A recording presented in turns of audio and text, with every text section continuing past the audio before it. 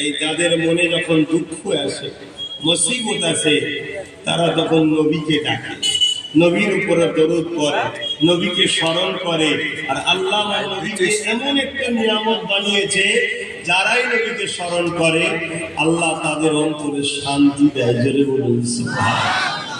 দুনিয়া দেখে ওর উপরে জুলুম হচ্ছে রে, ওর উপরে অত্যাচার হচ্ছে রে, ও বড় বিপদে আছে রে, এটা দুনিয়া দেখে, কিন্তু আল্লাহ দিয়া নিয়ামতে সে অন্তরে বাদশাহ হয়ে থাকে। জোরে বলুন সুবহানাল্লাহ। আরো জোরে বলা যাবে না সুবহানাল্লাহ? ভেবে দেখো, जो कोई गम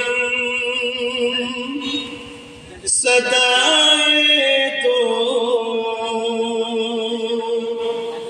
मदीना याद कर लेना।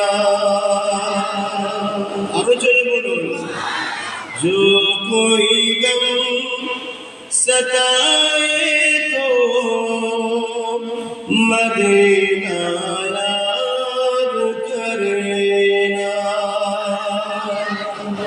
ना दिल को चैन आए तो, ना दिल को चैन आए तो मदीना याद कर लेना। যার যেটা ভালো লাগে, যারা নবীর প্রেমিক তাদের নাচ ভালো লাগে, নাচ শুনতে বসে, নবীর কথা শুনতে ভালোবাসে। আর যারা শয়তানের অনুসারী তাদের ভালো লাগে বিহায়া বিশ্বরিয়াতে নারীদের নাচ, তাই তারা সেটা দেয়। কথা বুঝছেন না? বলুন না। শয়তান শয়তানের দিকে থাকবে, শয়তানের সাথে জাহান্নামে যাবে। মুস্তাফার গোলামগুলো, মুস্তাফার পক্ষে যারা উলামা আছে তাদের দিকে থাকবে, আর তাদের সাথেই আল্লাহর জান্নাতে যাবে। জোরে বলুন সুবহানাল্লাহ। আলেম দুই ধরনের, মানেন তো আপনারা? একটা রহমানের পক্ষে আর একটা দুনিয়ার তাকতের পক্ষে। এটা যুগ যুগ ধরে ছিল। না দিল কো চैन आए तो मदीना याद कर लेना, जो कोई गम सताए तो मदीना याद कर लेना। उमर जिंदगी में दुख के दिन तो आई जाती है, उमर जिंदगी में गम के दिन तो आई जाती है, कभी लम्हा आए तो मदीना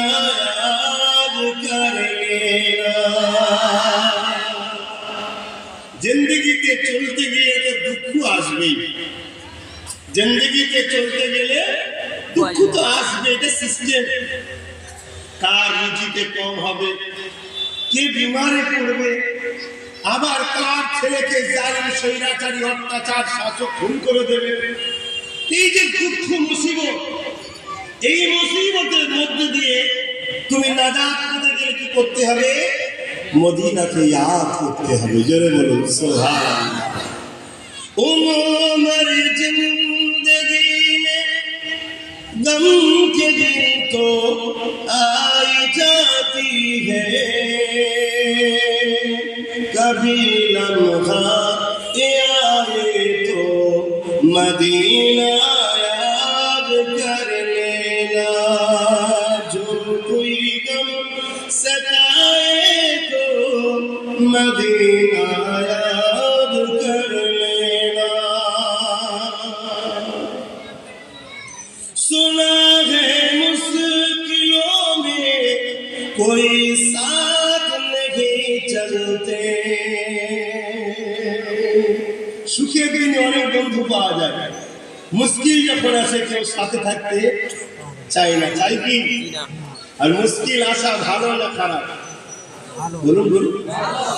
অনেক ভালো। তার মধ্যে দুটো কথা বলে যাচ্ছে। মুশকিল আসলে মুমিনরা, ইমানদারেরা আল্লাহকে বেশি বেশি করে ডাকে। জোরে বলুন সুবহানাল্লাহ। তাহলে মুশকিল আল্লাহ ডাকার জন্য একটা ওসিলা আসা ভালো মুমিনদের জন্য, জোরে বলুন সুবহানাল্লাহ। জালিম অত্যাচারীদের জন্য মুশকিল ভালো না, তাদের জন্য ভালো নয়, আমাদের জন্য ভালো।